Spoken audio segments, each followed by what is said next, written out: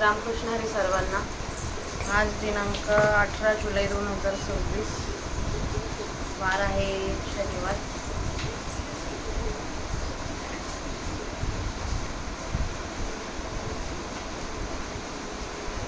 आपण आज माऊलींच्या सेवेमध्ये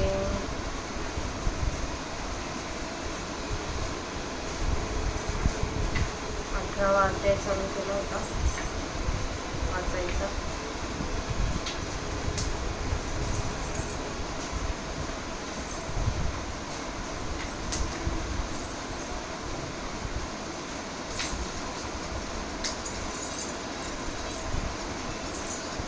अठराव्या अध्यायातला आपल्या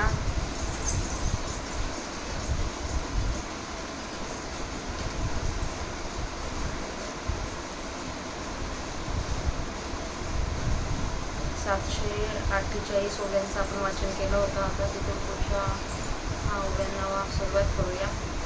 सगळ्यात आधी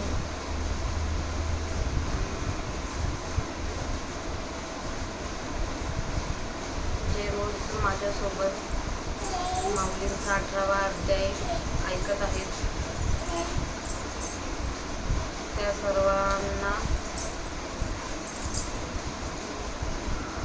सर्वांची मी कृतज्ञ आहे. माऊलींकडे प्रार्थना करेल त्या सर्वांचं भलं करत, त्यांची सर्व बाजूने त्यांची भरभराट होऊ दे. त्यांना सुख, समाधान, शांती, ज्या माणसाच्या भावनिक मूलभूत गरजा आहेत त्या पूर्ण होऊ दे.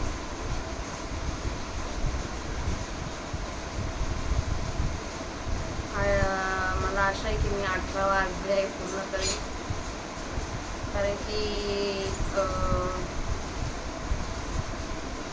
माझी आई पण पंढरीच्या वारीला गेली आहे आणि आज मिस्टर पण पंढरीच्या वारीला गेले. त्यामुळं 8 दिवस मला माऊलींची ज्ञानेश्वरी वाचायला टाईम मिळावा ही माऊलींकडं मनापासून केलेली प्रार्थनाच असेल. बघूया आता.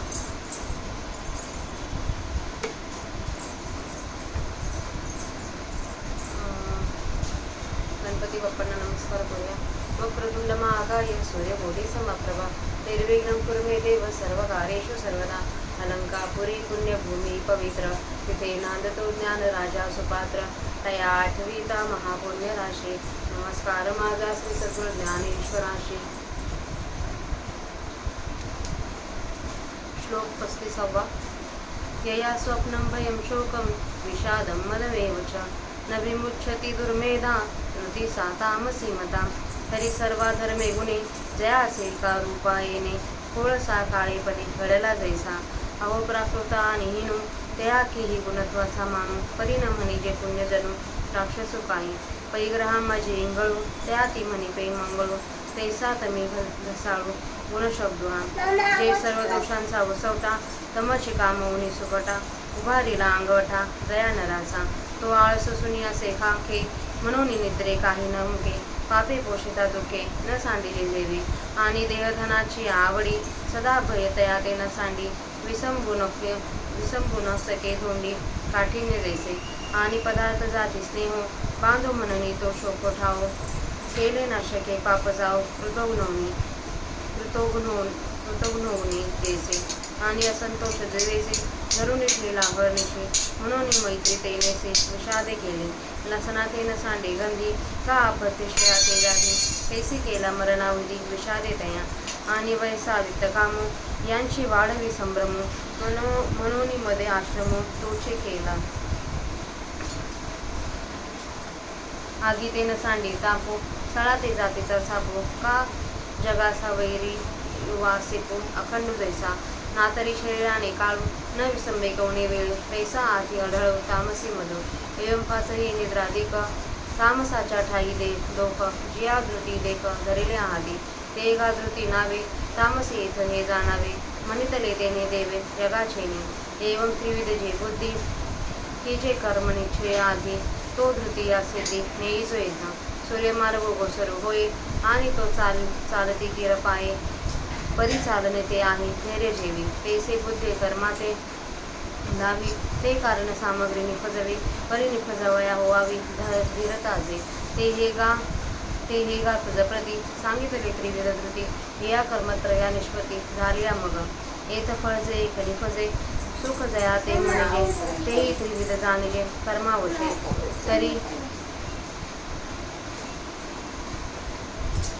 तरी फळ रूपते सुख त्रिगुणी भेदले देख विवंसु आता सुख चोखे बोले परी चोखे ते कैसे सांगे पै देव आता बोल बगे कान एकच म्हणता कानी छेही लागे हातीचा म्हणून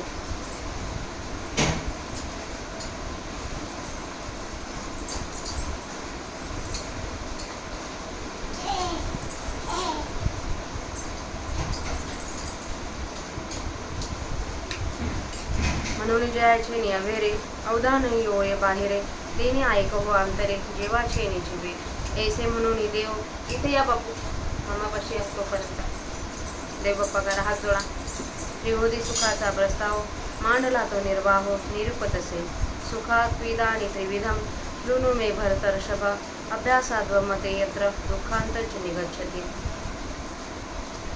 म्हणे सुखत्रय संज्ञा सांगू म्हणून प्रतिज्ञा बोलिले ते प्राज्ञा ऐका आता तरी सुख ते गा किरटी रावी झेल तुझ दिठी ते आत्मयाची पेटी जीवासी होय परिमात्रेचे निमापे दिव्या औषध जैसे घेपे का कथिलाचे की जे रूपे रसभावने नाना लवणाचे जळू गोवाया दोन्ही चार वेळू देवळी सांदेच्या ते ढाळू डोयाचे जेवी देवी झालेने सुखलेशे जीव भावली अभ्यासे जीवपणाचे नाचे दुःख देते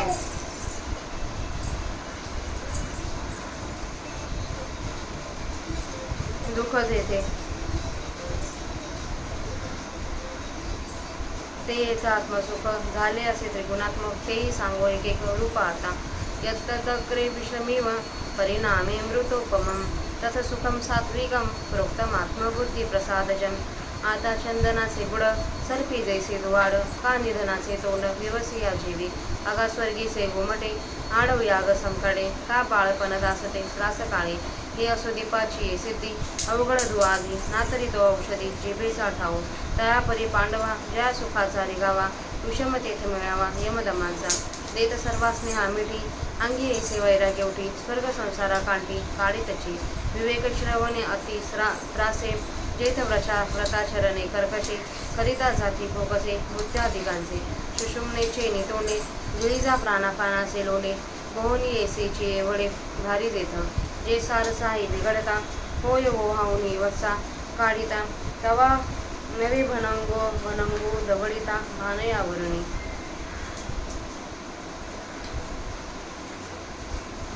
पै माया पुढे नि बाळग काळे नेताचे एक होय का उदक तुटता मिना ऐसे विषयांचे घर इंद्रिया सांडती थोर युगांते होय ते वीर विराग सहाती ऐसा जयाचा सुखाचा आरंभू दावी काठिण्याचा क्षोभू मग शिराब्दी लाभू अमृताचा जैसा पहिलया वैराग्य गरळा धैर्य शंभू ओढ वेगळा तरी ज्ञानामृत सोहळा पाहे जेथे पै कोलिता ही कोपे ऐसे द्राक्षाचे हिरवपण असे ते परिपाके काजैसे माधुर्य आते ते वैराग्य दिठी तैसे पिकली आत्मप्रकाशे मग वैराग्यसी विनाशे अविद्या जात तेव्हा सागरी गंगा जैसा आत्मा मिनलिया बुद्धी तैसा अद्वैनंदाची अपेसा खाणी उघडे ऐसवे स्वानुभव विश्रामे वैराग्यमुळे जे परिणामे ते सात्विक येणे नामे बोलीजे सुख विषेंद्रिय संयोगा दत्य दग्रे मृतोपमं परिणामे विषमीव तत सुखम राजसम स्मतम आणि विषेंद्रिया मेळू होता धनंजया जे सुख हा जाळे सडिया सांडूनी दोन्ही अधिकारी अरिगता गाव होय जैसा उत्साह कारिनावरी विवाह विस्तारिला नाना रोगियाची बेपासी केळे गोळे साखरेचे का बचनागाचे जैसे मौरता पाहिले पहिले समचोराचे मैत्र हाट भेटीचे कलत्र का लिहिव्याचे विचित्र विनोद ते तैसे विषयेंद्रिय दोखी जे सुख जीवाचे पोखी मग उपलिला खडकी हंसू जैसा तैसी जोडी आघवी आटे जीविताचा ठाव फिटे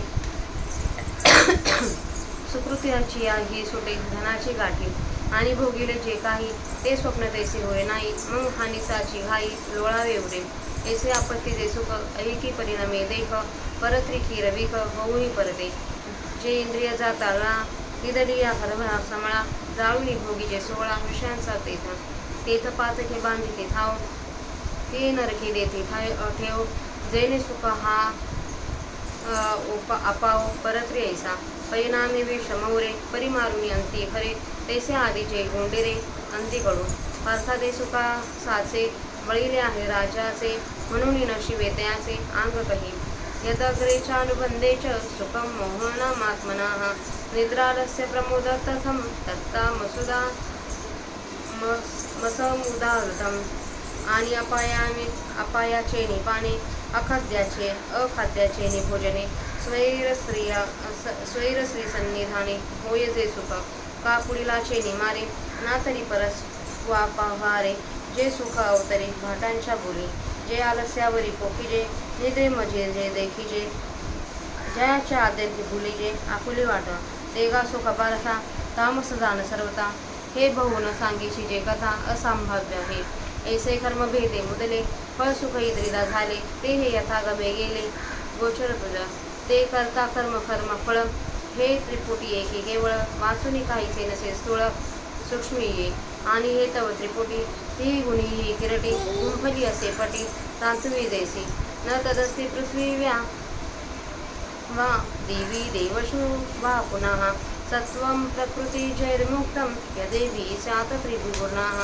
म्हणून प्रकृतीच्या आलोकी न बंदिजेही सत्वादिही तैसे स्वर्गीना मृत्युलोकी आधी वस्तू कैसा लोळवी न कांबळा माती येवी न मोदळा का जळेवी न कल्लोळा होणे आले तैसे न होणी गुणाचे सृष्टीची रचनाचे ऐसे नाहीच घासाचे प्राणी जातात या लागे हे सकळ तीही गुणाचे केवळ घडले आहे निखळा ऐसे जाण गुणी देवात्रयी लावली गुणी लोकी त्रिपुटी पाडले चतुर्वर्णा घातली सिनानी ओळगे ब्राह्मण क्षत्रिय विषाम शद्रनांश परंथपा कर्माणी प्रविभक्तानी स्वभाव प्रभवे गुण्यः तेच चारी वर्ण पुससी जरी कोण तरी जया मुख्य ब्राह्मणा दुरेचे का एर क्षत्रिय वैश्य दोन्ही ते ब्राह्मणांची मानीचे मानी जे ते वैदिक विधानी योग्य म्हणून चौथा शूदो जो धनंजया वेदी लागू किरण तया तरी परस वृत्ती वर्णत्रया अधीनतयाची तिये वृत्तीची या जवळिका वर्णा ब्राह्मदिका शूद्र ही देखा चौथा झाला जैसा फुलाचे निसांगाते रामतो तुरंबी जे श्रीमंते तैसे द्विज संगी शूद्राते स्वीकारी श्रुती ऐसे सी गापार्था हे चातुर्य व्यवस्था करू आता कर्मपथा यांची या रूपा जी गुणी ते वर्णचारी जन्म मृत्यूची एकातरी सुगुणी ऐश्वरी पैठे होती जे आत्मप्रकृतीच्याही गुणी सत्वादी केतीही कर्मसौघास उठाई वाटली वर्णा जैसे बापे जोडिले लेका वाटिले सूर्यमार्गपंथिका नाना व्यापार सेवका स्वामी जैसे तैसे प्रकृतीच्या गुणी ज्या कर्माच्या वेलावणी केली आहे वर्णी चहुई ते सत्वे आपल्या अंगी समनी निमीन भागी दोघे केले नियोगी ब्राह्मण क्षत्रिय आणि रज परी सात्विक येथ ठेविले वैश्य लोक रजचितम से तम भेसक तेथ शूद्र देगा ऐसा एकाची प्राणी वृंदा भेदू चतुर्वर्णधा गुणीची प्रवृत्ता केला जाण मग आपले ठेविले जैसे आहे तेची दीपे दिसे गुण भिन्न कर्म तैसे शास्त्र दावी तैसे आता कोण वर्णविहिताचे लक्षण हे सांगो ऐक श्रवण सौदाग्य दिनिधी इथं आपल्या 832 ओव्यांचं वाचन झालंय. आता आपण त्याचा मराठीत अर्थ बघूया.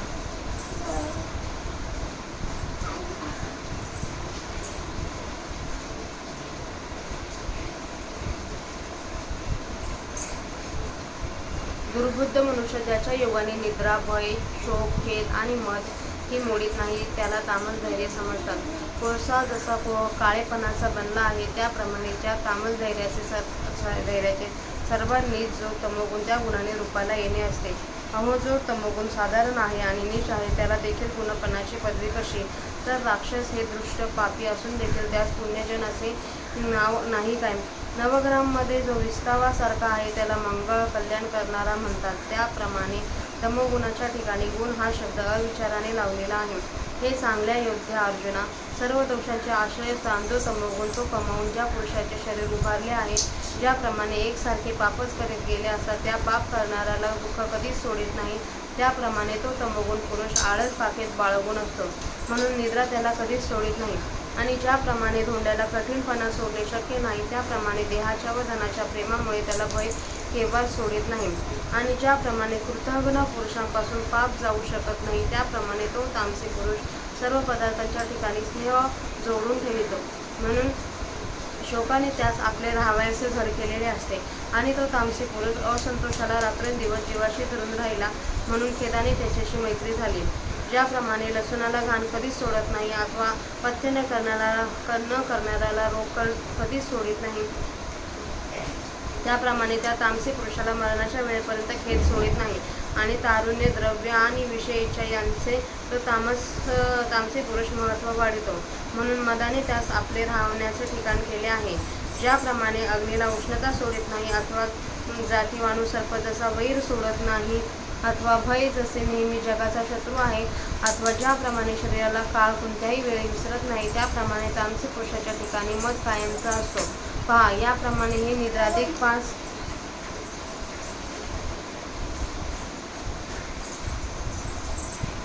दोष तामसी पुरुषाच्या ठिकाणी ज्या धैर्याने धरले आहेत अर्जुना,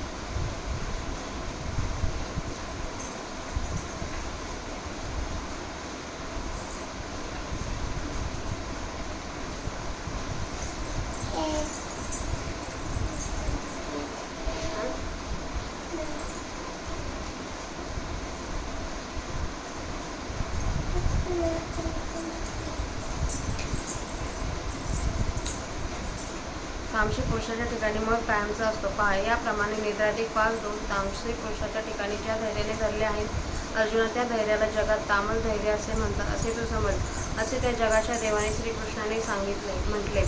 याप्रमाणे 3 प्रकारच्या बुद्धीने अगोदर जो कर्म निश्चय केला जातो, तो या जगात या 3 प्रकारच्या धैर्याने सिद्धीस नेला जातो. सूर्याच्या योगाने रस्ता दिसतो आणि खरोखर तो मार्ग पाय चालीत, परंतु चालणे हे ज्याप्रमाणे धैर्याच्या योगाने होणारे आहे, त्याप्रमाणे बुद्धी कर्माला दाखवते आणि इंद्रिय समुदाय ते कर्म घडवून आणतो. परंतु घडवून आणण्याला जे धैर्य लागते अर्जुना, ते 3 प्रकारचे धैर्य तुला सांगितले. या धैर्यात 3 प्रकारचे कर्म उत्पन्न झाल्यावर मग या 3 प्रकारच्या कर्मापासून जे फळ उत्पन्न होते, ज्याला सुख असे म्हटले जाते, तेही कर्माच्या अधीन असल्यामुळे 3 प्रकारचे आहे असे समजावे. तर त्रिगुणांनी 3 प्रकारचे झालेले ते फळ तर त्रिगुणांनी 3 प्रकारचे झालेले ते फलरूप सुख आता चांगल्या शब्दांनी चांगले स्पष्ट सांगू. परंतु आमच्या सांगण्याचा चोखपणा विचारशील तर तो असा आहे की शब्दांच्या मार्गाने ग्रहण करू म्हणशील तर कानांनी ग्रहण करीत असताना त्याला कानांच्या हाताचाही मळ लागेल. म्हणून ज्याच्या योगाने बाहेरच्या उधानाचाही त्याग होईल, अशा अंतर्मुख वृत्तीच्या अंतःकरणाने ऐक. असे बोलून देवांनी 3 प्रकारचे सुख सांगण्याचा आरंभ केला. तो प्रकार आता सांगतो. हे भरत श्रेष्ठा, आता 3 प्रकारचे सुख माझ्यापासून आहे.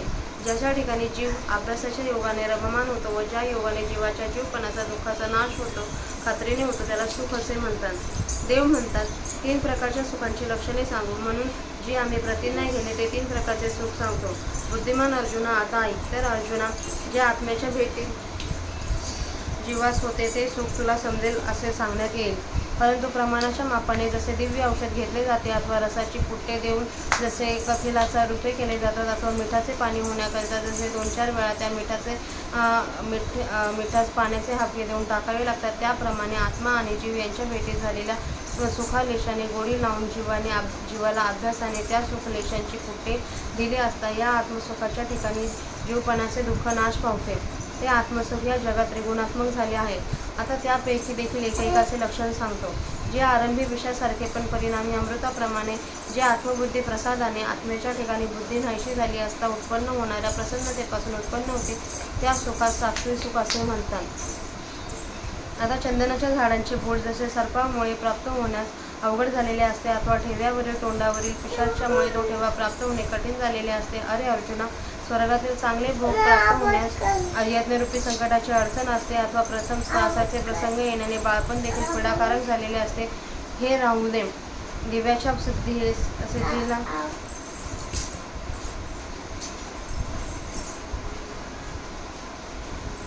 दिव्याच्या सिद्धीला आधी धुराची पीडा असते अथवा औषध परिणामीकारी हितकारक असते, परंतु ते सेवन करतेवेळी जीवेला त्रासदायक असते. अर्जुना, त्याप्रमाणे त्या सुखाचा आरंभ यमदमांच्या समुदायामुळे कठीण असतो.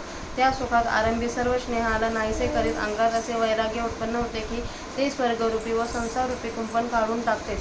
ज्या ठिकाणी नित्यानित्य विवेकाच्या श्रवणाच्या अतिश्वासाने व कठीण व्रतांचे आचरण केल्याने बुद्ध्याधिकांचे लचकेच्या लचके जातात, सुषुम्नेच्या तोंडाने प्राण्यांचे आपणांचे लोंढे गिळावे लागतात, ज्या सुखाकरिता आरंभीच एवढे भारी कष्ट भोगावे लागतात, चक्रवाक पक्ष्यांच्या जोडप्याचा वियोग झाला असता अथवा कासेपासून वासरू पलीकडे ओढले असता जे दुःख होते हे काहीच नाही तर वाढलेल्या पानावरून भुकेलेल्या दरिद्री माणसाला हाकलून देत असतात जे दुःख होते, आई पुढून काळाने तिचे एकुलते एक मूल नेत असता अथवा माशाला पाण्याचा वियोग झाला असता जे दुःख होते, त्याप्रमाणे विषयरूपी घराचा त्याग करताना इंद्रियांना जो मोठा युगांत होतो तो वैराग्यशील वीर पुरुष सहन करतात. ज्या सुखांचा आरंभ अशा कठीणपणाच्या त्रासाचा अनुभव देतो, परंतु मग ज्याप्रमाणे क्षीर समुद्र मंथन करण्याचा त्रास सुटल्यावर जसा अमृताचा लाभ देवदानवांना झाला, या सुखाच्या अभ्यासाचा आरंभ वैराग्यरूपी वीर जे निघाले त्याला धैर्यरूपी शंकराने आपला गळा पुढे केला, ते प्राशन केले. मग ज्या सुखाच्या ठिकाणी ज्ञानरूपी अमृताचा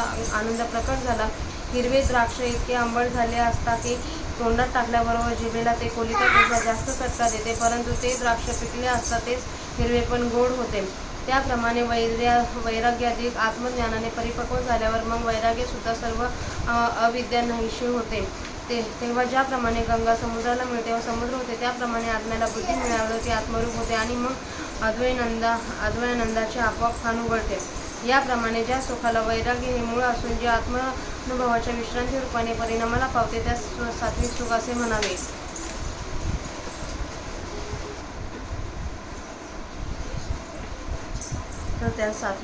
म्हणावे. विषय व इंद्रिय यांच्या संयोगापासून उत्पन्न होणारे आरंभी अमृतासारखे पण परिणामी विषासारखे असे जे सुख ते राजस सुख असे म्हटले जाते. आणि अर्जुना, विषयांचा व इंद्रियांचा संबंध झाला असता जे सुख दोन्ही काठांच्या बाहेर वाहून जाते, म्हणजे ज्या सुखाचा अंतःकरणात अफाट पूर येतो, सरकारी अधिकारी गावात आला असता जसा गावात उत्सव होतो तसा, अथवा कर्ज काढून लग्नाचा पसारा मांडावा, अथवा रोग्याच्या जिभेला जसे साखरेसह केळे गोड लागते, अथवा बचनागाची जशी पहिल्यांदाच गोडी भासते, प्रवासात सोबत असलेल्या संभावित चोराची जशी पहिल्या प्रथम कृत्रिम मैत्री असते, अथवा बाजार बसवेची वेश्येची जशी आरंभी लवटव असते, अथवा बहुरूपाचे विनोद जसे विचित्र असतात, त्याप्रमाणे विषय इंद्रिय यांच्या संबंधात जे सुख जीवाला पोचते व मग परिणामी जसा हंस रात्री आकाशात संचार करीत असता खाली पाण्यात चांदण्याचे प्रतिबिंब पाहून ती रत्न आहेत अशी समजुतीने त्यावर झडप घालतो व खडकावर आपटून मरतो, त्याप्रमाणे मिळवलेली सर्व कमाई संपते, जीविताचा नाश होतो व पुण्यरूपी मिळवलेल्या धनाचाही क्षय होतो आणि जे काही विषय सुख भोगले ते स्वप्नासारखे भोगल्याबरोबर नाहीसे होते व मग हानीच्या आघातात लोळणे उरते, नाशाचे तडाखे शोषित बसावे लागतात. जे राजसुख इहलोकी असे संकटाच्या परिणामाला पावते आणि परलोकात तर खरोखर ते विष म्हणून उलटते, परलोक प्राप्तीचा सर्वस्वी नाश करते. कारण की सर्व इंद्रियांना लाड दिला असता धर्माचा मळा जाळून ज्या राजसुखात विषयांचा सोहळा भोगला जातो तेव्हा पातकास बल येते व ती विषय सुख भोगणाऱ्यास नरकात जागा देतात. याप्रमाणे ज्या सुखाने परलोकात असा अपाय होतो. बचनाक हे विष चवीला गोड आहे म्हणतात, परंतु त्याचे सेवन करणारास मारून ते आपले मारकत्व परिणामी खरे करते. त्याप्रमाणे जे सुख प्रथम गोड असते व शेवटी कडू असते, अर्जुना ते सुख खरोखर रजोगुणाचे बनलेले आहे, म्हणून तू कधीही त्या सुखाला स्पर्श करू नकोस. आरंभी आणि परिणामी अंतःकरणाला मोह पाडणारे, निद्रा, आळस आणि प्रमाद यापासून उत्पन्न होणारे जे सुख त्याला तामस सुख असे म्हणतात. आणि अपेयाच्या मद्य वगैरेच्या पिण्याने वा एखाद्या आखाड्याच्या भोजनाने, मांस वगैरेच्या भोजनाने अथवा स्वैर स्त्रीच्या वेश्येच्या संगतीने जे सुख होते, अथवा जे सुख दुसऱ्यास ठार मारण्याने अथवा दुसऱ्याचे द्रव्य हरण करण्याने अथवा भाटांच्या बोलण्याने प्रकट होते, जे सुख आळसाने वाढते अथवा जे झोपेत अनुभवाला येते व ज्या सुखाच्या आरंभी ते शेवटी आत्मसुखाच्या मार्गीविषयी भुरळ पडते, अर्जुना ते सुख पूर्णपणे तामस आहे असे तू समज. यांचे मी फार वर्णन करीतच नाही, कारण तामस सुखाला सुख असे म्हणणे संभवत नाही. याप्रमाणे सुखाला कारण जे कर्म तेही 3 प्रकारचे असल्यामुळे त्या कर्माचे फळ जे सुख तेही 3 प्रकारचे झाले आहे. ते हे यथाशास्त्र तुला स्पष्ट केले आहे. ते कर्ता, कर्म व कर्मफळ ही जी केवळ एक त्रिपुटी आहे, त्या त्रिपुटी वाचून या स्थूल सूक्ष्म सृष्टीत दुसरे काहीच नाही. आणि अर्जुना ही त्रिपुटी तर ज्याप्रमाणे वस्त्रामध्ये तंतूच गुंफलेले असतात, त्याप्रमाणे या 3 गुणांनी गुंफलेली आहे. या प्रकृतीजन्य 3 गुणांपासून मुक्त असा कोणताही प्राणी पृथ्वीमध्ये नाही, स्वर्गामध्ये अथवा देवामध्ये नाही. म्हणून प्रकृतीच्या आविष्कारात या सत्वाधिक गुणांनी गोविली जात नाही. अशी वस्तू स्वर्गात अथवा मृत्यूलोकात आहे असे नाही. लोकरीशिवाय घोंगडी कोठली, मातीशिवाय चिखलाचा गोळा कुठला आणि अथवा पाण्याशिवाय लाटांना अस्तित्व आहे काय? त्याप्रमाणे गुणांचे न बनता त्या सृष्टीच्या रचनेमध्ये निर्माण होणारा अर्जुन असा खरोखरच कोणी प्राणी नाही. याकरिता हे सर्व जग केवळ 3 गुणांचे शुद्ध बनले आहे असे समज. गुणांची अशी अचाट शक्ती आहे की गुणांनी देवाच्या पाठीमागे ब्रह्मा, विष्णू, शंकर असे प्रकार लावले. गुणांनी लोकात 3 स्वर्ग, मृत्यूलोक आणि पाताळ असे भेद उत्पन्न केले व या गुणांनी 4 वर्णांना निरनिराळे व्यवसाय लावून दिले. हे शत्रुतापना, ब्राह्मण, क्षत्रिय, वैश्य व शूद्र यांची कर्मे स्वभावसिद्ध गुणांच्या योगाने विभागलेली आहेत. ते 4 वर्ण कोणकोणते आहेत म्हणून जर तू विचारशील तर ज्या 4 वर्णात ब्राह्मण हे मुख्य श्रेष्ठ आहेत, इतर जे 2 वर्ण क्षत्रिय, वैश्य तेही ब्राह्मणाच्या बरोबरीने मानावेत, कारण ते वेदोक्त कर्माला अधिकारी आहेत म्हणून. अर्जुना, चौथा जो शूद्र वर्ण आहे त्याचा बरोबर वेदांशी संबंध नाही, तर त्याची वृत्ती 3 वर्णाच्या अधीन आहे. अहो, त्या वृत्तीच्या निकट संबंधामुळे ब्राह्मणादी 3 वर्णाबरोबर शूद्र देखील 4था वर्ण झाला. पहा, ज्याप्रमाणे फुलांच्या बरोबर श्रीमंत मनुष्याकडून सुताचा वास घेतला जातो, त्याप्रमाणे ब्राह्मणादी 3 वर्णांबरोबर शूद्राचा निकट संबंध असल्यामुळे श्रुतीने शूद्राला स्वीकारले आहे. अर्जुना, ही चातुर्य वर्ण्य अवस्था अशी आहे. आता यांनी करावयाच्या कर्ममार्गाचे स्वरूप सांगू की ज्या युगाने स्वाभाविक कर्माने ते 4ही वर्ण जन्ममृत्यूच्या कात्रीतून सुटून ईश्वराच्या ठिकाणी पोहोचतील. ज्या मायेच्या या सत्वादी 3 गुणांनी 4 वर्णांना 4 ठिकाणी कर्मे वाटून दिली, ज्याप्रमाणे बापाने मिळवलेले द्रव्य मुलांना वाटून द्यावे अथवा प्रवाशाने जसे सूर्यांना योग्य मार्ग दाखवावेत अथवा मालकाने नोकरांना जशी कामे वाटून द्यावी, त्याप्रमाणे प्रकृतीच्या गुणांनी या 4 वर्णात ज्या कर्माचा विस्तार केला आहे, तेथे सत्व गुणाने आपल्या ठिकाणच्या कमी जास्तपणाने ब्राह्मण व क्षत्रिय हे दोघे अधिकारी केले आणि रजोगुण, परंतु ज्या हा थोडासा सत्वगुण मिसळलेला आहे तेथे वैश्य लोक ठेवले आहेत आणि रजोगुणच